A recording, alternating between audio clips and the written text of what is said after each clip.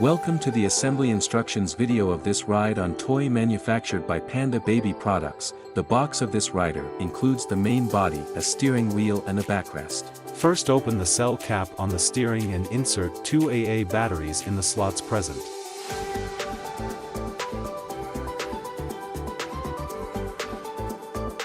Unscrew the washer as shown in the video.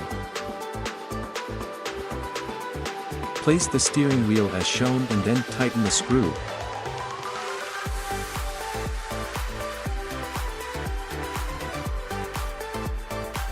Take the backrest and insert it in the slot. Flip the main body and unscrew the cell cap present at the bottom of the body.